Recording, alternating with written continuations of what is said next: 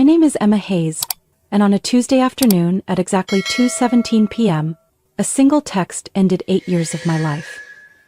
We need to talk. I don't think this is working anymore. 8 years of love reduced to 12 words.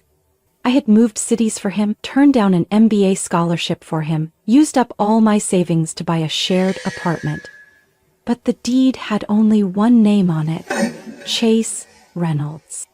No conversation, no warning, just 12 words, enough to tear down everything I had sacrificed for him: my youth, my career, and the apartment I had nearly paid off but that legally belonged to him. I used to believe that if you loved enough, you'd never be the one left behind. But have you ever been replaced by someone the world says is more worthy than you? What would you do if the person who once held your hand now smiles holding someone else's, right in the ruins of the dream you helped build? If you've ever felt that, leave a comment. Don't forget to like and subscribe to the channel for the next part, because this story isn't over. It's just beginning. I still remember exactly how it felt that day when Liv, my younger sister, knocked on the door of my tiny apartment, like she was stepping into a collapsed world. She walked in silently and pulled me into a hug. Her coat still carried the scent of lavender from the little shop near Mom's house, and with that alone, I broke down in tears. We sat on the living room floor beside 2 mugs of hot cocoa she had made. I didn't have the energy to clean up anymore. Papers from work, boxes Chase had left behind, and the wedding brochures I hadn't gotten around to canceling. All scattered, quiet like my mind. Liv didn't scold me. She looked at me for a long moment and said gently, "You've shrunk so small I barely recognize you. Small for someone who never really saw you." I let out a weak laugh. Maybe he did see me, but only the version he could use. She shook her head. "No. He saw what he could take from you, not who you really were." We sat in silence for a while. I glanced around the apartment, the place I had paid the entire down payment for, with 6 years' worth of savings. But the deed bore only Chase's name, because at the time he had said, "We're not married yet. Putting your name might make taxes more complicated." I had believed him, believed every excuse he made to push my dreams further down the line. I had once been offered a project manager position at a green architecture firm in Portland, one of the biggest breaks of my career, but Chase had just landed a spot at Atlas Group in Boston. He said, "If you love me, you won't leave me during this transition." So I left, said goodbye to Portland and to myself. Liv pulled out a stack of papers from her backpack, looked at me, and said, "Do you remember this design?" I froze. It was the draft I had once drawn for my own startup idea. A blueprint for a community space that combined an outdoor library, a vocational center, and an urban garden for kids in underserved neighborhoods. "You sent this to me last year. You were so excited," Liv said softly. "But now you never talk about it anymore." I nodded, leaned forward, and opened my laptop. As I searched through the old folder, the concept photos I'd taken of the paper models began to appear. The colors were a little faded, snapped on an old phone, but the lines were still clear. I zoomed in on one, taken from an upper diagonal angle, where I had added a tiny light to simulate afternoon sunlight. "You said architecture should listen to people, not just flaunt its shape," Liv recalled, then turned to me. "About now." I didn't answer right away, but as I stared at the screen, something stirred inside me. It had been a long time since I saw that look in my own eyes, the look of someone who believed in herself. I opened LinkedIn. My profile had been untouched for nearly a year, still titled Community Design Architect on Creative Sabbatical. I clicked edit but hadn't typed a word when a new notification popped up. A message from someone named Tucker Ellison, just a few lines. "Saw your sketch reposted through an old article. Bold and compassionate concept. Would you be open to a conversation?" I read it 3 times. My eyes froze on the sentence and my heart pounded. "What's wrong?" Liv asked. I turned to the screen. Clicked his name. CEO of Ellison Urban Development, a New York-based developer focusing on sustainable and community-centered projects. I didn't know who had shared that article. Didn't know how Tucker had found it. But one thing was clear: the image I once thought was a relic of a broken dream was now opening a door. Liv placed her hand on my shoulder. If this is an opportunity, she said, you're not allowed to let anyone dim it again. I stayed silent, eyes fixed on the reply box, fingers suspended above the keyboard. Yes, I'd be open to a conversation, and I hit send. I took an early train to New York on a cold gray morning. It was early March, still biting in the air. The tall buildings stood quiet behind a veil of smoke like rain. I sat by the window, gripping a cloth bag filled with old documents, sketches, and color prints I had carefully assembled years ago. Every time I looked down at those drawings, I saw the version of me from years before, eager, untouched by disillusionment. The office of Ellison Urban Development was on the 21st floor of a glass tower in Midtown. I arrived 10 minutes early and was led by the receptionist to a quiet waiting room overlooking a small park. 2 cups of coffee were already set on the table, along with a handwritten note. Emma Hayes, welcome. I was still wondering when the door opened. The man who walked in didn't look like the CEO I had imagined. No 3-piece suit, no designer tie. He wore a pale gray shirt, sleeves rolled up to his elbows. A face slightly weathered with silver at his temples, but his eyes, sharp yet warm, made me pause. I'm Tucker Ellison, he said, offering his hand. Pleasure to meet you. Thank you for reaching out, I said, shaking his hand, my palm a little cold. Tucker got straight to the point. He spread out the prints I had emailed him, treating them with the care of precious documents. You know, he began, when I saw this sketch, the first thing I thought was, this isn't just a design, this is a story. I didn't know how to respond. We're about to redevelop an old factory lot in Brooklyn, he continued. The goal is to transform it into a vibrant community space, something that integrates arts, education, basic healthcare, and shared gathering zones, but every design I've received so far lacks humanity. They're technically perfect, but soulless. He pointed to my design. This green bridge connecting functions. The reading garden facing morning light, the natural ventilation system. None of this was in the brief. But you thought of it. Why? I took a deep breath. Because I believe space can heal, especially when it's created for people who no longer get to choose where they live. He nodded. I need minds like yours. I couldn't help but ask. Why me? There are so many more accomplished architects out there. Tucker smiled slightly. Most of them designed to be celebrated. You, it seems, designed to listen. Before I could say anything, he added, I'd like to bring you on as a consultant for the initial phase, 6 months, full-time or part-time, whatever works best for you. We'll cover housing if you decide to relocate to New York. I sat quietly for a few seconds. In my mind, I saw Chase standing next to Brielle in an online article, captioned proudly, New VP of Atlas Group and Carter Heiress, the power couple of real estate development. Atlas Group, the Brooklyn factory lot. That name wasn't unfamiliar. I remembered Chase mentioning this exact project over dinner once, saying they were preparing to take control of the East Side redevelopment. I looked up and tried to keep my voice steady. May I ask, did this project used to belong to Atlas Group? Tucker raised an eyebrow slightly. That's right. But they lost the rights due to delays and failure to meet community requirements. Why do you ask? I shook my head and gave a faint smile.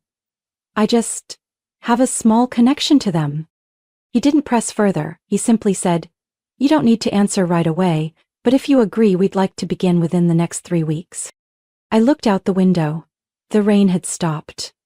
A weak sunlight passed through the glass, casting a thin thread of light across the table.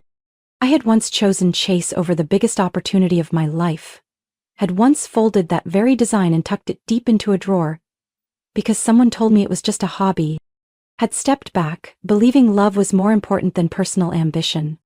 I accept. Tucker smiled. Then welcome to Ellison. And for some reason when I shook his hand, my palm wasn't cold anymore. 1 month after accepting Tucker's offer, I officially started my role at Ellison Urban Development. The Brooklyn Factory Restoration Project had entered its stakeholder coordination phase. Investors, local government reps, and previous bidding developers. I knew someone from Atlas Group would be there, but I hadn't expected Chase Reynolds to show up himself. The meeting was held in a large conference room with floor-to-ceiling windows overlooking the East River. I arrived early, laid out documents and drawings across the table. My breath had steadied, but my chest still trembled like a tightened string. Then the door opened. The sound of leather shoes echoed faintly across the tiles. I didn't need to turn around to know who had entered. Emma. That voice chilled me more than the air conditioner ever could. I looked up. Chase stood there. Deep blue shirt, hugging the same familiar build, hair neatly styled, eyes flashing half surprise, half mockery. "So this is what you're doing now?" he said, smirking as his gaze slid over my designs. I simply smiled softly, tilting my head. "How've you been?"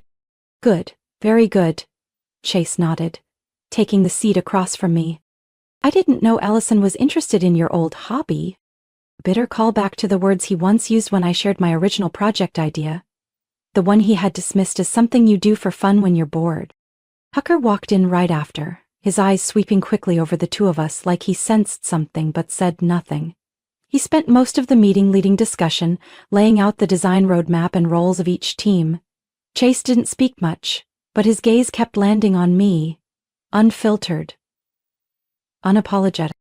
3 days later, I received a proposal file submitted by Atlas Group for another round of bidding. This time for the land behind the main factory, intended to be a supplemental community space.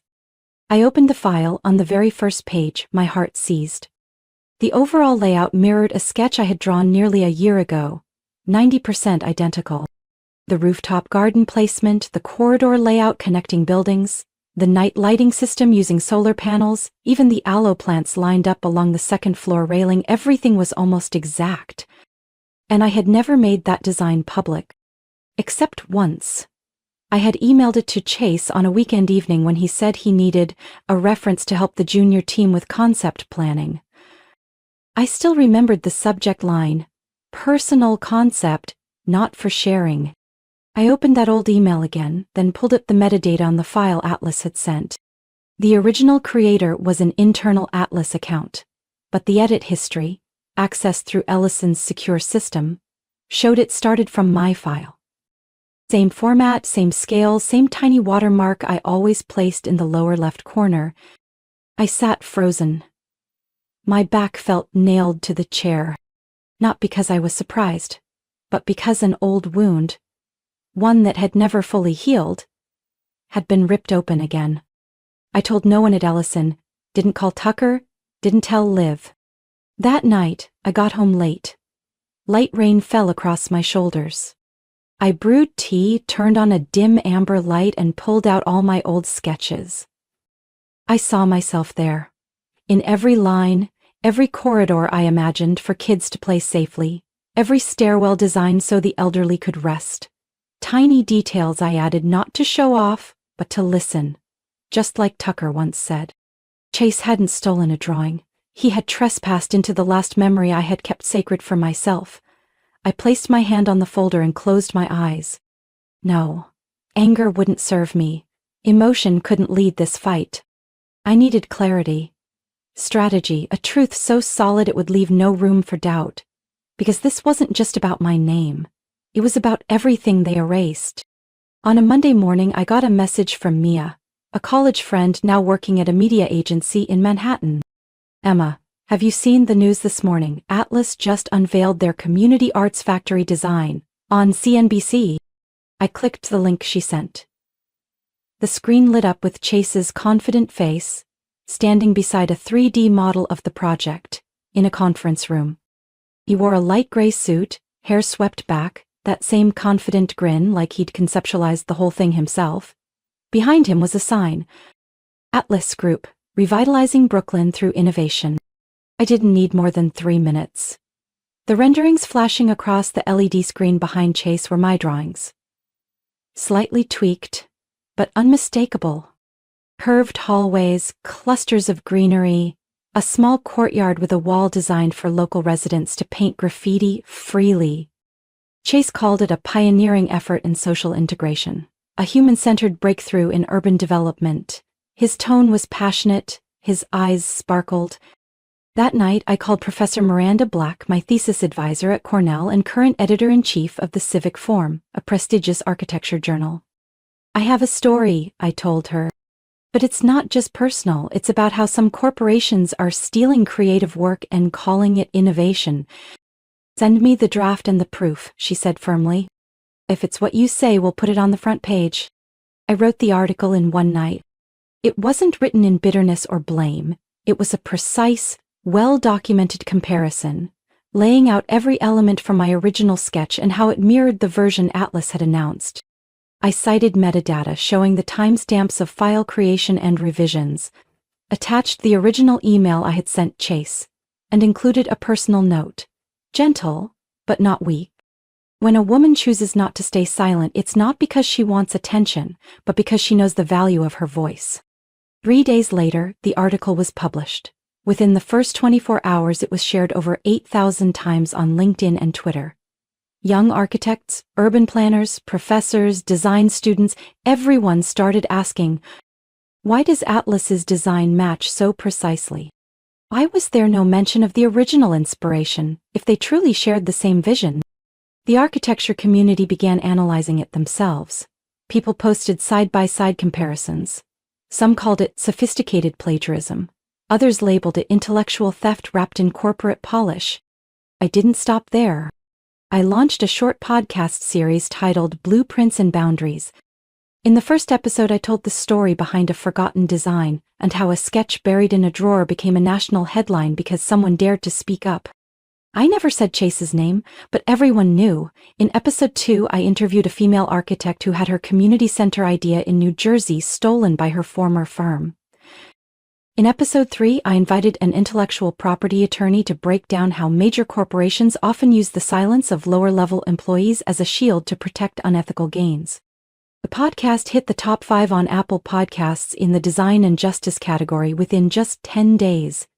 And right around that time, Chase posted on LinkedIn. His profile photo was a polished headshot, a 3D project model in the background. The post sounded professional on the surface, but anyone reading it knew exactly what it meant. Success is often mistaken for theft, especially when it comes from those who didn't have the courage to see it through. I choose to build, not to complain. My phone rang. It was Tucker. I just read his post, he said, voice low and steady. Are you okay? I am now, I replied softly. Then I smiled, quietly, as if whispering to myself, let it burn. When the Civic Forum released its special edition the following month, featuring an editorial emphasizing the importance of ethics in design and the protection of intellectual property, the name Atlas Group appeared no fewer than 5 times, each instance accompanied by sharp questions about transparency and public trust. Less than a week later, I received an internal email from Tucker. The City Council has decided to remove Atlas Group from the list of preferred partners. We'll be taking over the entire rear parcel. The news spread almost as fast as the scandal itself. Atlas's stock dropped for 3 consecutive days.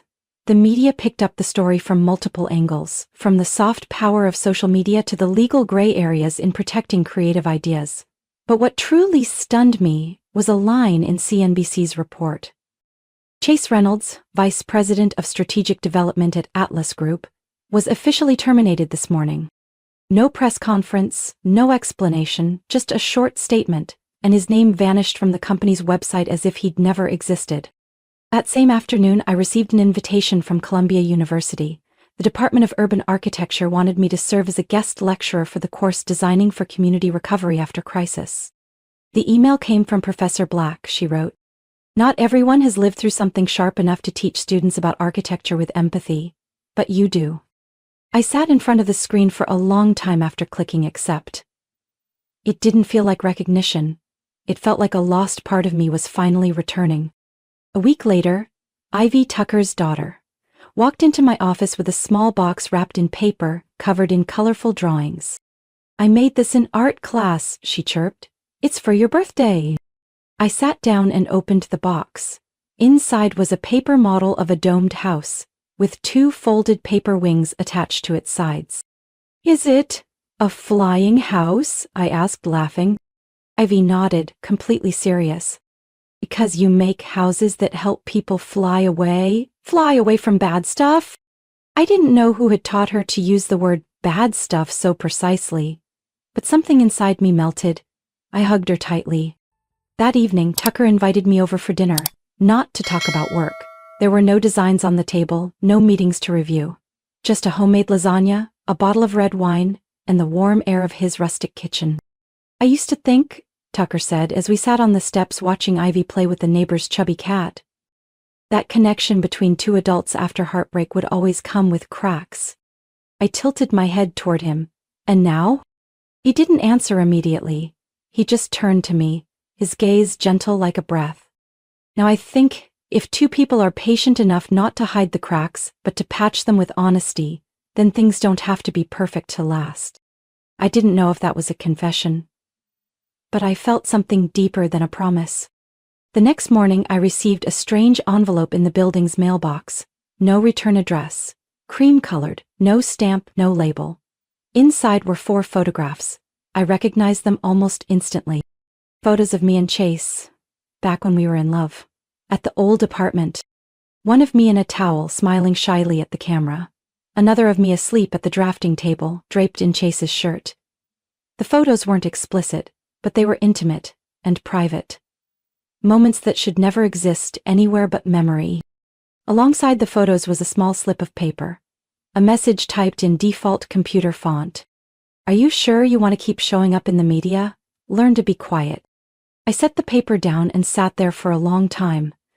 They still thought I could be wounded the old way. I knew without a doubt there was only one person who had ever had access to those pictures. And only one person, low enough to think sending them now could make me retreat. Chase Reynolds. No more doubt. Whether he sent them himself or through someone else, the trace was too clear.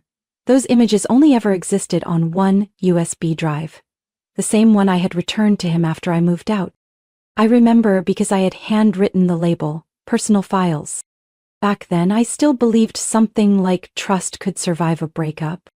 I didn't call, didn't text. Instead, I issued a formal legal notice through a privacy rights attorney I had met at an Ellison seminar. The content was simple and clear. Any further action involving threats, dissemination, or use of my personal images would be prosecuted under applicable state and federal law. A week later, Chase posted on social media. This time, it wasn't to show off a project model or make subtle jabs. The post appeared with an all-caps headline. A public apology.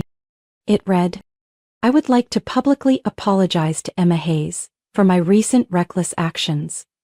Sending personal photographs to her was an emotional, inappropriate act, and I take full responsibility. I had no intention to distribute or damage her image. I let my emotions get the better of me and acted wrongly. I am stepping away from all professional platforms for the foreseeable future to reflect and make amends. A part of me felt relieved, not because of the apology, but because that public statement would put an end to the dirty games in the dark. I was no longer in Chase's game. I was living a different life, one where his name no longer held any weight. That evening, Tucker came over after taking Ivy to a friend's birthday party. He brought a box of fruit tarts that Ivy had insisted Miss Emma has to eat first. I made tea. He didn't ask anything right away. Only after I briefly explained the apology post, my reaction, and the action I had taken, did Tucker set down his teacup. You know, he said, eyes steady, I can love someone who's been hurt, but I've never once seen you as a victim. Because everything you've done, he continued, isn't about escaping the wound. It's about building something deeper than the pain. That sentence stayed with me the entire night. 3 days later, I sat inside a small recording room on the first floor of the Ellison studio, a space that used to be a material storage room, now transformed into a creative zone for ideas without borders. I turned on the mic, tested the sound, then looked at the note I had taped next to the recording console. Healing doesn't only come from the walls, it comes from the one who builds them. The first episode of a new podcast, Blueprints for the Soul, a project I never thought I'd have the courage to start. I didn't open with architecture theory. I told stories about the first time I drew a curved line on a community housing model. And no one laughed. The quiet ache of being forgotten in a home I helped pay for, and how a small design, once dismissed as a hobby, ended up costing a finance giant its land development rights. And then I said, rebuilding isn't just for structures, it's for people too. I shared how I had once shrunk myself to fit inside someone else's life. Then, one day, realized I could expand without asking for permission. I didn't know who would listen to that first episode, but saying it out loud was enough. Not for revenge, but for cleansing. I wanted to create a space where those who'd been hurt could listen to each other in something other than silence. And I knew somewhere out there, someone needed that as badly as I once did. One thing no one could ever threaten or take back again was my voice. I named the new space Emma Hayes Studio for Human-Centered Design. A long name may be too formal for some, but true to what I wanted. A place that designs not just for buildings, but for the people inside them. The studio sits on the second floor of an old warehouse in South Williamsburg. I restored every brick, kept the raw concrete walls, and let natural light pour in through the skylight. It didn't need to be flashy, just real. Quiet enough to listen, spacious enough to nurture something new. The first project I took on after going independent wasn't an office building or a shopping center. It was an old factory in Yonkers, New York, abandoned for nearly 20 years, soon to become an art and learning center for children growing up in areas impacted by community violence. I first visited the site on a gloomy morning. Grass had overgrown the doorway, the walls were coated in moss, and a broken fluorescent light fixture still dangled from the ceiling. But what I saw were frames waiting to be hung, children's songs yet to echo, and tiny feet ready to run through bursts of color. I told the project sponsor, a local nonprofit, I want to build a space where every child can see themselves, no matter their skin color, their background, or the fragments of the world they carry with them. I spent that spring sketching models with my team, an art room with high ceilings and natural lighting, a circular library with a loft and beanbag chairs made from recycled denim, a small performance space with wooden floors repurposed from old factory trees. Every detail carried the same question. What would make a child want to come back tomorrow? One afternoon in mid-app room, while I was reviewing electrical and lighting plans with the lead engineer, my phone rang. Unknown number, California area code. This is Laura Simmons from TEDx Santa Monica, a woman said on the other end. We've been following your article and podcast for a while now, and we believe your story isn't just about architecture, it's a blueprint for healing. I'm deeply honored, I whispered, still holding a red pen over the drawings. We'd like you to speak about the process of rebuilding not just physical spaces but inner lives. This year's theme is structures that heal. I accept. After the call, I sat down on the wooden chair in my studio. Outside, Ivy was circling on her little bike in front of the door, while Tucker was reattaching the studio's nameplate that had been knocked loose in last week's windstorm. I signaled for him to stop drilling and said, "Did you know I just accepted an invitation to speak at TEDx?" Tucker raised an eyebrow, smiling as bright as the sun. "Oh, really? So, should we celebrate?" "Yes. But there's one more thing," I said, resting my hand lightly on the doorframe, my heart as still as an afternoon lake. I didn't finish the sentence. But he walked over, stood beside me, and I knew I didn't need to. That evening, while Ivy curled in my lap coloring the last panel of her flying house picture, she whispered, "I think you and Daddy should get married, then build the wedding cake together." Tucker, carrying a plate of sliced apples, froze in place. I looked at him, and we both burst out laughing. Ivy kept coloring, unaware of the quiet earthquake she'd just triggered. "I don't have a ring in my pocket," Tucker said later as I walked him to the porch. "You don't need one," I replied, resting my hand on his chest. "Just don't go anywhere." He held my hand. "Then, let's promise each other today, on this porch, with Ivy as our witness." I nodded. Amid the breeze and soft yellow glow from the living room, I realized I was standing in a different kind of wedding. No white dress, no elaborate vows, just one truth. Someone had seen me break, and still chose to stay. On a June morning, sunlight filtered through the willow branches outside the Wingspace Community Center, a name Ivy came up with for the first project that now bore my own name. 1 year ago, this place was just a cold slab of concrete, an abandoned textile factory. Today, I stood before a group of senior architecture students ready to lead their tour. Miss Emma, one student called excitedly. I heard the south wall glows like the aurora borealis at night, is that true? Oh, I laughed. Not quite that magical. But if you stand at the right angle at just the right hour, you might catch a light that makes you want to stay a little longer. The group chuckled, but as always when I stood at this entrance, my eyes drifted to the edge of the fence near the road. I paused. Chase Reynolds. He stood still beyond the fence. No suit or tie, only rolled-up sleeves and worn khakis. The polished smile was gone, replaced by a quieter, more tired face. We looked at each other through the bougainvillea fence.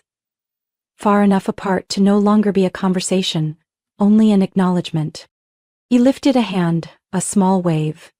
There was no hope in his eyes, only the quiet presence of a man who once walked out of my life and now stood outside a world he could no longer enter.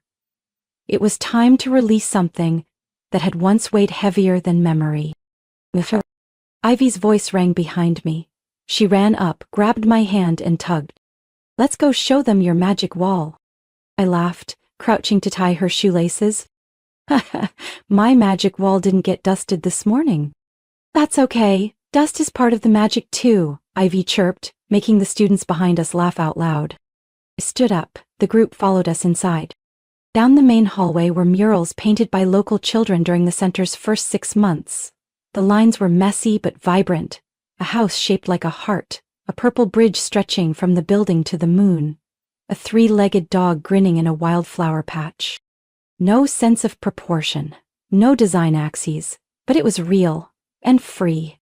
In a quiet corner of the library, I saw 2 little girls reading together, heads resting on each other. On the shelf above them was the book I once gave Ivy, The Most Magnificent Thing. I turned to my students. Have any of you ever believed a drawing could change how a child sees the world? One young woman raised her hand, eyes shining.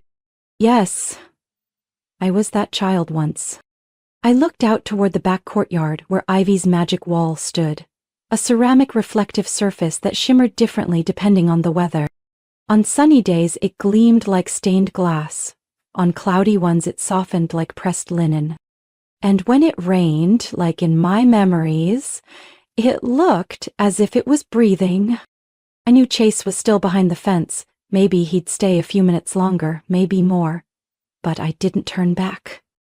Because behind me were what used to be, ahead of me was what was becoming. And I kept walking, light as if there was nothing left to prove, and nothing left to run from. Sometimes, retribution doesn't come from making someone pay. It comes from living beautifully enough that they'll always carry the weight of losing you. What do you think of my story?